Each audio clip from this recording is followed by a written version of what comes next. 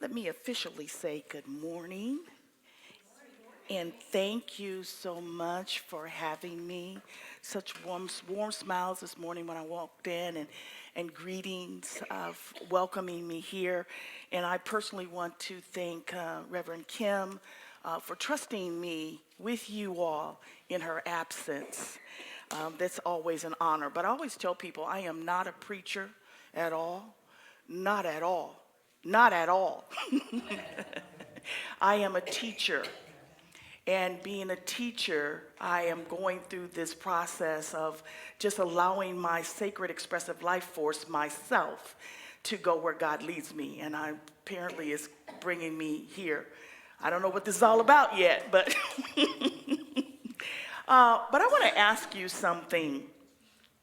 When we start talking about asking for what we want or need, what comes to mind for you? What triggers the feelings and thoughts within you when you have to ask for what you want or need from someone? Just think on that for a minute, okay? What triggers, what feelings, anxieties, thoughts are triggered when you really have to ask for what you want or need? Because see, in reality, asking for what we want or need can be distressing. And I'm just going to be honest, especially as a woman. And I'll just go one step further, especially as a black woman. Okay? Especially in any minority, if you're really stepping up to ask for what you want or need, sincerely, it becomes a stressful situation or an act of doing. And so many times the reason why it's so stressful is because of guilt, skepticism, shame, feelings of that others may see you as weak or needy, not wanting to be beholding or obligated to other people. All those things happen when you start asking. I'm just talking about the world according to Penny, okay? Because that's what goes on with me. And, you know, some of us have been taught that our wants or needs really don't matter. If anything, they are secondary to everyone else. Again, if you are a woman, your whatever you want or need comes second to family, children, significant other, society. Even in our jobs, we are given positions as women to be nurturers within the job, okay? And so there's little that we have an opportunity to actually step up in boldness and say, here's what I want or need, without guilt kind of following us, or we're hesitant to even speak out truthfully. In my Christian upbringing, we can't forget that either, the indoctrination of our religious practices. Because when I was growing up in the church many of them that I went to kind of said the same little thing, that, you know, if you have a lack or a need, that somehow it's not important. And if you are in poverty, that it is, I don't know, closer to God. That's what I always heard. You know, that if you were somehow impoverished, honor that and appreciate it. And you'll get yours in the by and by. Because your crown of glory is, anybody heard that but me? Okay, all right. So, but as I have become more in tune with God and a greater relationship, I remember when God first told me, put that Bible down. I want to have a relationship with you. Because I was so busy trying to remember. You ever see people who can remember and quote scriptures to you, verse and phrase, numbers and everything? And I used to be impressed with that. I'm like, snap, I can't ever do that. so I just start paraphrasing stuff, you know. But then when Spirit said, put that down, I want to have a relationship with you, it began to do something totally different for me. And so all that stuff I learned growing up from my parents, society, church was nonsense. It started sounding crazy to me. I'm like, this doesn't make sense. And so I say when it starts talking about it doesn't make sense to me because in very different ways, Spirit is always within the Bible talking about how he really, his plans, Mother, Father, God, their plans for us is to prosper us, to give us joy, to give us hope for the future. Okay? Now the world, again, according to Penny, says that it's hard to have hope and a future if I'm poor. If I'm always stressed out in this survival mentality. We can't even create when we are in survival mentality.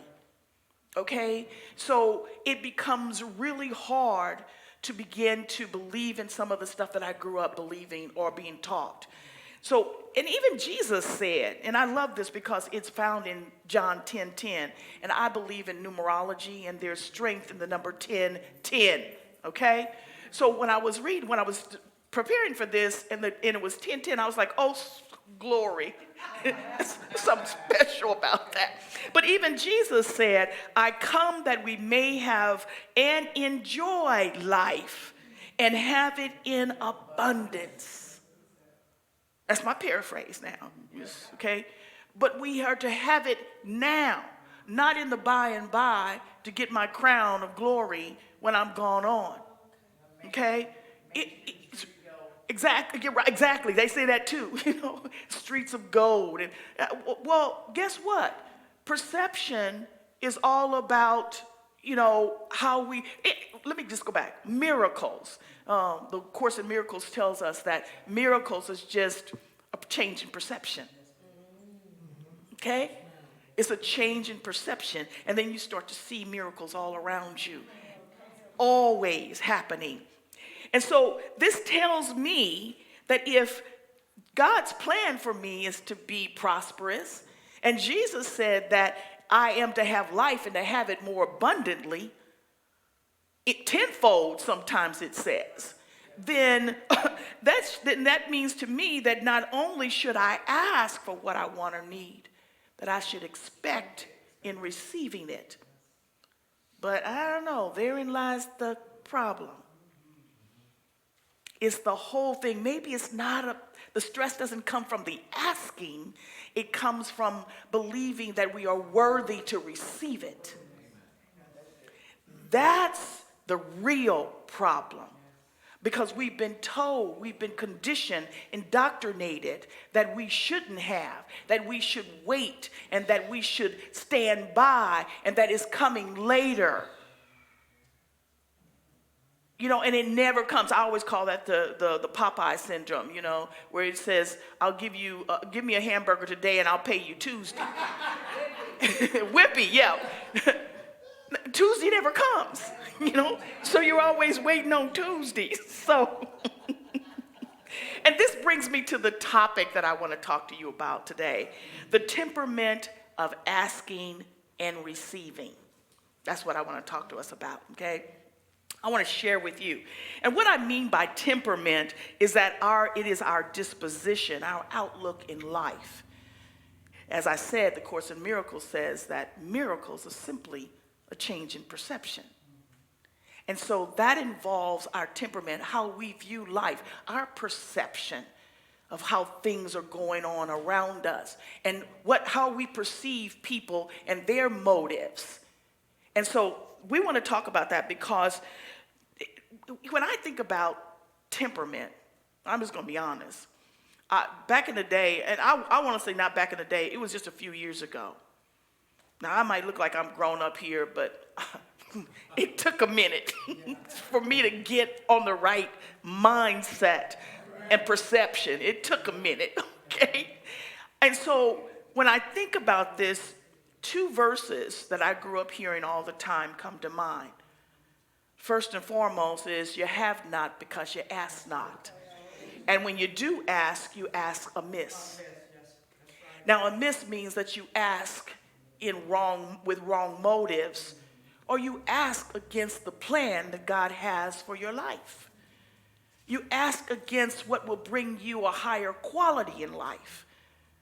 And so if God's plan is for us to prosper and to have joy in a future, hope in a future, then why divine oneness present to us what we ask for that's going to go against that. Okay, because there's been many times I've asked for stuff, didn't get it, was ticked off, really mad about it. And then later on, something was revealed, and I'm like, woo, thank you. Woo, I dodged a bullet on that one. Anybody ever have that situation happen? Okay, especially in some relationships. Woo, I'm just going to be honest. The second verse that comes to mind for me is it says that come boldly to the throne of Christ, of grace, and ask what you want, because there you will receive all that you are in need or want of. So again, I want you to keep those two thoughts in mind as I move forward, talking about the temperament of asking, but more importantly, receiving. Because a few years ago, like I said, my temperament, it was horrible. It was horrible. I didn't ask for the things that I wanted because I was afraid of all those things that I mentioned before: shame, guilt, being obligated to somebody. What I was taught that, what I wanted wasn't important, and, and all that other stuff. The disappointment, people holding you accountable for stuff, or the whole fact of, if I ask you for something, it might be small, and then a couple of months later, you ask me for something that goes against my very will and morals. And then when I say, no, I can't do that, then you want to say, well, it was okay for you to ask me, and I did it. So we become skeptical, distrustful in asking other people for what we want. And I'm going to just be honest. In many cases, like I said, I didn't want it. I didn't ask because of whatever fear was going on that day with me. So I just didn't ask. And when I did finally ask, I'd come across with this victim presence. My temperament was that of a victim. Somebody is doing something to me, so I've come to you in this pitiful state of being, asking for your help or to be considerate of me. And I would even, and of course when I asked, I was disappointed. They either couldn't or they just wouldn't. Okay? And I'd even go to God like that. Same temperament and disposition. I'd go to ask God for something. When I finally remembered to ask, I would go pitiful, beggar, pauper, pleading, and trying to look for favor, thinking that the quid pro quo thing that I do too with God. If I do this, can you do this? Anybody do that? Crazy. And so I finally, one time, I'm sitting there and I'm asking, and I was in meditation, and I was just in this whining. And when I say just a few years ago, I mean just a few years ago. I'm just whining and asking. And then I had this out-of-body experience where I heard myself whining and crying. I'm like, who is that? And I realized it was me. So and then when Spirit started talking to me and saying, I told you to come boldly. That's what I said. Well, I told you to come boldly and to ask for what you need. Now again, boldly does not mean arrogant and entitlement. It means a sense of confident assurance. Bless you. And that I was coming with this whiny voice. Spirit, don't come to me like that anymore. Be bold. Because what you're asking for is already your inherent right. It's sort of like, I look at it like this. Who's over the supplies and stuff at the church? When I came in, I went to the bathroom and I washed my hands, and I was like, saw the paper towels, and I was like, somebody is responsible to making sure these paper towels never run out. And nobody else in this church, when you go in there, do you not expect to have those paper towels there? Is that right? Now, I'm just saying that. You don't care where it comes from or who did it. You didn't, but you expect it to be there. Okay? And so when we do go to God to ask for things, it's not so much that we're asking because we're not supposed to have it. We're asking so that we know that telling the universe we're getting ready to take something from the resources so that it can be replenished. Does that make sense? Yes. So that's what God means by come boldly. So when you're asking, it's already yours to take from. But you tell the person who is the supplier that's always replenishing the supplies, I'm getting ready to take this, because in my asking, that's what I'm doing, so that you can always make sure there's more. Okay? Because we live in a perennial universe. It's always there. It's always supplying and presenting itself over and over again. So a couple of weeks ago, my niece and I were talking about, I'd gotten in this space, where I was feeling disconnected, taken advantage of. A lot of things have happened to me through this year. My mom passed the first of the year, and a lot of other things went on, and I'm in the process of transitioning out of corporate America into business again for myself. And I remember years ago being in this same situation.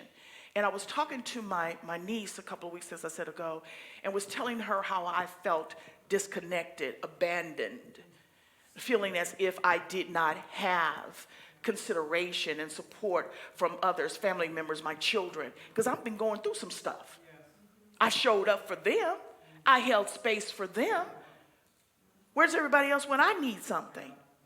And so I was feeling a little bit resentful. And so she was feeling the same way. And so she was like, Aunt Penny, I was thinking about this, is that she says, as you mentioned this, I know that I've been feeling this way, and a lot of other people that I talk to are feeling this way since COVID. So maybe this is somewhat of a theme in our society right now, this feeling of being disconnected, unsupported, people not showing up or abandoning you. And so as we thought about this, she thought that here's this implicit or unspoken residue from COVID that nobody's really addressing. And so because of the work she and I do, we decided, let's brainstorm this thing. Let's brainstorm this thing called asking. And so the first thing she did was she asked me this profound yet simple question after I started complaining about what it was that I didn't have and the inconsideration of other people. And she just simply said, well, Aunt Penny, did you ever ask? And that's what it sounded like when she asked me that, crickets. I had nothing. I had nothing to say. And so the both of us came up with these 4 questions that we wanted to kind of go through. And so here are the 4 questions that I just kind of want to share with you all that we came up with. First and foremost, as she said, that profound yet simple question, did you ask? Okay, did I ask? Am I really asking for what I want? See, we walk around a lot of times thinking, especially when it comes to our loved ones, family members, well, they should just know. Especially as women, we do this all the time because we're emotionally intuitive or emotionally available and tuned in or discerning. We think that everybody else should be, and they just are not. Okay? So did I even ask? Verbalize it. Because sometimes we don't do it from a space of truth. We're afraid. Because if I truly ask you for what I really want or need, you'll make fun of me or you won't accept it, especially if it's out of the norm. Okay? And then, if we don't ask because we expect to get a no. But then maybe you're like my mother when she was living. She would never ask for anything. She'd always make this statement. Drove me crazy. You could ask her, Mom, what is it you want? She'd make this statement. Well, it sure would be nice if somebody... I sure would appreciate if somebody... Well, first off, who's somebody? And why can't you I ask you, just tell me, And so that's the kind of stuff that we do. So we don't really verbalize what we really want or need. We just assume they should be emotionally discerning as we are. Okay? So why can't they see? That's what I felt when my kids just kind of like ghosted me. I'm like, can't you see? I'm kind of in a space here. And they were still demanding. They still wanted. But I had to realize I set that up. Because in all other times they asked, my needs came second. Okay? Second thing we came up with is, who am I asking? Who am I asking? Because whoever you're asking, it requires a kind of relationship that has been cultivated to the point that they are receptive of what your wants or needs are. And if you haven't cultivated a relationship for them to be receptive and responsive, then what do you think you're going to get? Nothing. Because again, I had to walk back and look at the fact of, wait a minute, hold on, I set that up for them to be unappreciative. To tell me that, well, you're strong, you don't need anything. How many has heard that? Third question we ask, what are our motives? Going back to when you ask amiss. If you are asking and you have never considered whether this is in your highest good, because many times when we finally get around to asking, it's because we are in a desperate space and we need it now. Or we needed it yesterday. Okay? And so now I'm not thinking about whether it's beneficial for me or the other person. I just know right now in my hurt, right now in my despair, I need or want something. Okay? So who are we asking? And then lastly, do they have the emotional capacity? Do they have the emotional capacity to give you or to show up? Again, that emotional capacity means the emotional fortitude, availability, as well as discernment to show up in the way in which you need. Because there are times that we can express to people. I literally have vocalized. People will ask me if I wanted something, and I tell them exactly what I wanted. Next thing they come back with what they wanted me to have. And I'm like, and of course, I don't want to say, listen, I didn't ask for this. Take it back, because that would be ungrateful, right? Okay, so those were the 4 questions that we literally were just pondering. And after we talked and all this other stuff, and then we got to the place of, hey, wait a minute, hold on. And we got off the phone, we laughed and giggled about it and everything. And then I got off the phone and Spirit said, I wasn't playing. You need to really consider that. The next time you get into a situation, these 4 questions need to be considered.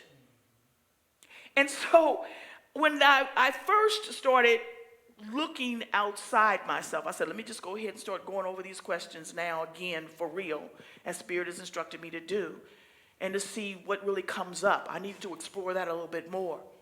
And of course, as always, I looked outside first. I looked at the relationships because I was getting ready to start talking about what other people didn't do. Spirit said, no, you don't.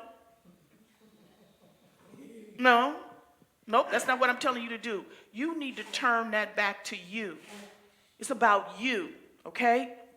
So when we are, in fact, conditioned to look outside ourselves, we look to everybody else to give us answers for the things that we are in need of knowing, the knowledge and skills. We look, and literally, that's really just a distraction. And it keeps us from going inward to where the absolute truth is. Now, keep in mind, our environment is, in fact, it plays a part in the equation of everything. But we first have to go back in within here and realize in order to look outward with more intention. Okay? And so that's what I had to do. So let me just say this. Years ago, when I first opened my first business, As I said, I was in the same process of lack and all this other stuff. And I was complaining. I was a police officer back then, and I lived in Kansas City, Missouri. And I was transitioning and retiring out of law enforcement into my own business. And so I was, of course, nobody in my family had ever had a business. People that I went through to that were in business, I'd ask, and they just weren't forthcoming with any information whatsoever. And so I was struggling, and I was upset about it. So that evening, I get off of work, and I go running. I'd run a mile every evening. And so in the middle of me running back, Spirit says, listen, you have to stop doing that. And for whatever reason, I just stopped dead in my track, and I just bent over and started wailing, just crying. And then I heard Spirit say, you keep trying to include everybody else, but this is between me and you. And I was like, I did the same thing. I stood there with that for a minute, and I was like, wow. I ran back to the house. When I'm telling you, I went back with more fire and confidence, because I knew that obviously everything I needed was already there in play. I just had to start writing it out. Okay? And that's what I began to do. So no matter, and listen, I've lost sight of that reprimand a lot of times. But trust me, I assure you that whatever the situation is, whatever you're going through, it is between you and God. Period. Okay? And so I want you to literally think on that, because I'm just going to share with you real quick what I went through as I was going through these 4 questions to kind of get myself in line, in right understanding. First and foremost, it says, am I asking? And I have to ask myself, have I tapped into my divine power? You hear me use the word sacred expressive life force? Well, that's what you hear people all the time talk about. I'm going to give myself permission.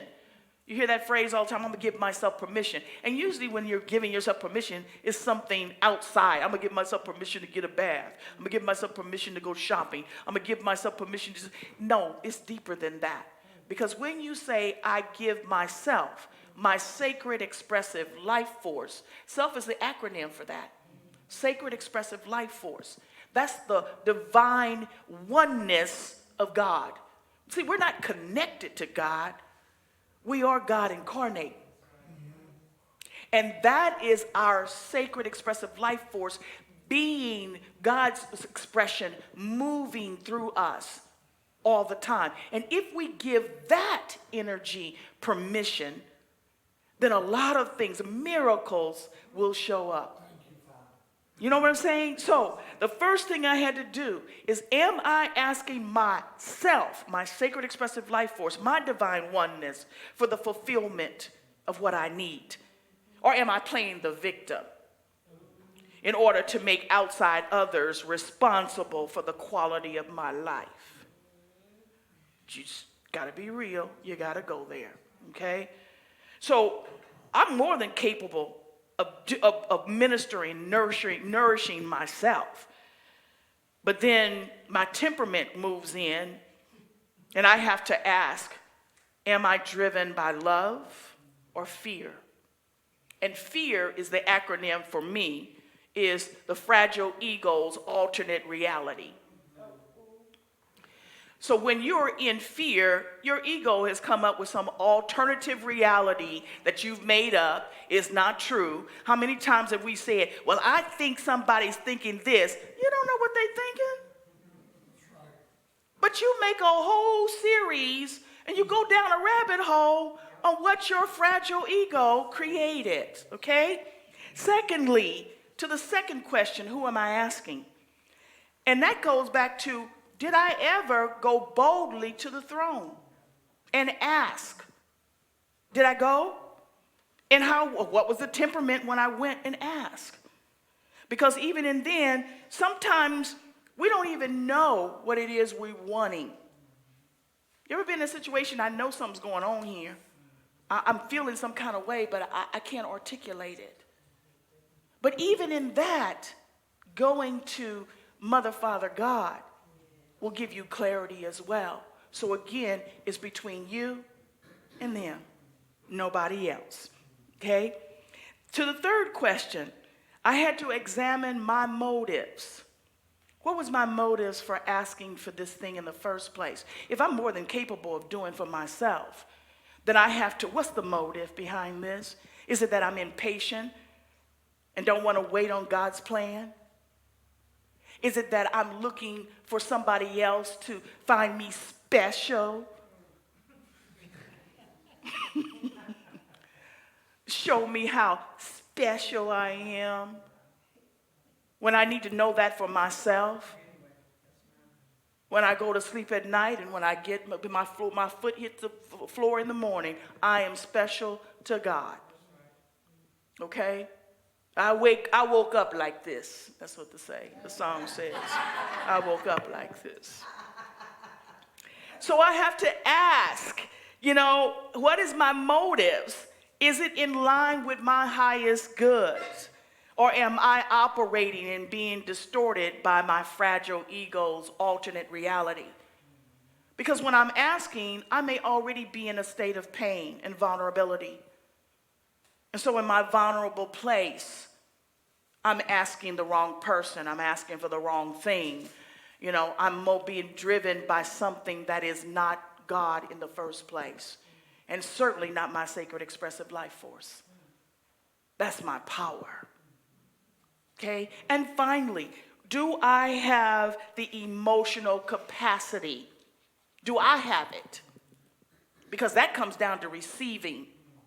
Because if I don't have the emotional capacity to receive, and that just simply means moving all that other junk out of the way, giving space to receive something else. I got a sister that's almost close to a hoarder. She goes and buys stuff and just stuffs it in her closet, and you can't even move the hangers now. I'm thinking, okay, if you really want God to give you something, there's no space. Another sister, her house is got all kinds of knickknacks and things all everywhere. There's not a cabinet that doesn't have something on it.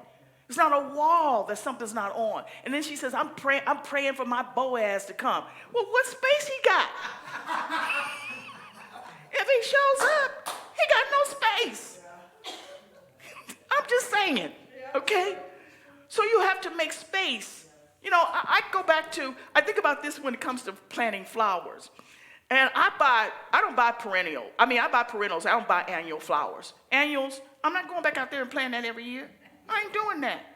That's too much labor. Okay? No. I'm going to plant it once and you do your thing. Okay? But when they tell you to plant, what do they say? Plant it with space between them, right? What's the space for? Growth. Not for the plant to just thrive, but flourish. So, do you have the capacity, the emotional capacity? Have you cleared out some junk so that miracles can, in fact, show up in your life? Are you emotionally available to you? Now, in closing, I'm beginning to accept that I am the physical extension of God's non-physical Holy Spirit. I said I'm beginning. I'm still working on that thing. Because sometimes that fragile ego jumps up and wants to tell me who all I'm not. Okay? And so I have to shut it back down. And I add to the fact that I am the physical expression of God's non-physical Holy Spirit. I add that by calling in my ancestors by saying, I am the sacred expressive life force of the ancestors who broke their mental chains, freed their voices, and brought healing and light to the world around them. That's who I am. I carry that powerful energy with me every single day. And I also believe that, again, the world according to Penny, we're not here to take up space, suck up air, deplete Mother Earth. We're here on purpose for purpose. And so we have to ask ourselves, and I always say this, is that we are never victims. God shared this with me when I was in one of those times where I was pitiful, throwing a pity party for myself. And Spirit said to me, you're never a victim of life. You are always a student of purpose. Whatever's happened to you, trust me, you called that thing into your experience to be able to elevate you as a student. in preparation for what your purpose is, or as the alchemist says, your personal legend. Okay? So to accomplish that and to fulfill that personal legend, our story, how do we write it? We have to decide, will our story, our personal legend, say that we gave our sacred expressive life force permission to achieve our purpose? Or do we sit on the sideline complaining about what we didn't have or we couldn't get? The choice is ours. Miracles happen in the change of perception. I also believe that we didn't come here as empty-handed paupers either. I believe in the universe's layaway plan. I mean, I'm aging myself. How many remember layaways back in the day? Way back in the day. I don't know if they have layaways or not now, but if they do, they don't have them like they used to back in the day. Yeah, because we were poor. And my mother, we'd go to Sport in Atlanta, and that was the little store that most poor people went to, and we couldn't get Converses, which was the popular teenage shoes. We'd get some off-brand stuff. But you'd be so happy because my mom would put it in layaway. And you put a little money down on it, they write on the ticket and when the next payment was due and how much you could pay on it. And we would be so happy waiting for that layaway to be picked up. Mom to make that last payment. Take the claim ticket there, you know? Well, that's what's happening now. The universe has in its layaway specific gifts and resources that are particularly for you. But without you going with the claim ticket to retrieve it, it's still laying there, waiting for us to claim it. The universe is always there, waiting for you just to claim it. And your claim ticket, we all hold it. We're the sons, daughters of God. Go there with the claim ticket and ask boldly. Okay? So let me be clear. We're talking about abundance and receiving that thing. Abundance starts first within us, and then it radiates outside to draw more of that same abundant energy. And for those of you who are into chakras, because I am, abundance is a part of the root chakra, way down here. And that root chakra grounds us to the flourishing energies of Mother Earth, Gaia. And if we are grounded in ourselves, knowing who we are, and allowing our sacred expressive life force to really flow through us, then we're going to be just like those plants, those perennials that are not just thriving, they are flourishing. And so, but we literally have to realize we got to get rooted in ourselves. This ain't about anybody else. Because once we start healing ourselves, everybody else, what they get is inevitable. It's going to be the good stuff of you. So we have to realize that. Abundant wealth waiting in the universe's layaway. It's not just about money, y'all. It ain't about that. Okay? It is full of other valuable resources like self-healing, self-love, emotional awareness, self-acceptance, a sense of safety and belonging, self-forgiveness, so many other things. So I want you guys, as I go into meditation, I want you to just kind of think about those 4 questions. Your temperament when you're asking and receiving, and how easy it is for us to claim the layaway that the universe is holding for us. Christmas can come any day you want it to. When you're ready, okay? So just for a moment, think on that. Close your eyes. Just think on those. And let me just share with you. I am the abundant flow of divine oneness.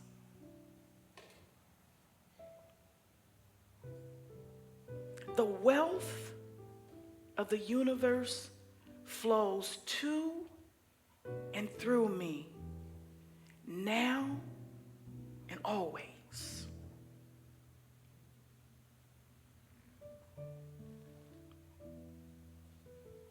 My natural state of being is to resonate at an expansive vibration of abundance.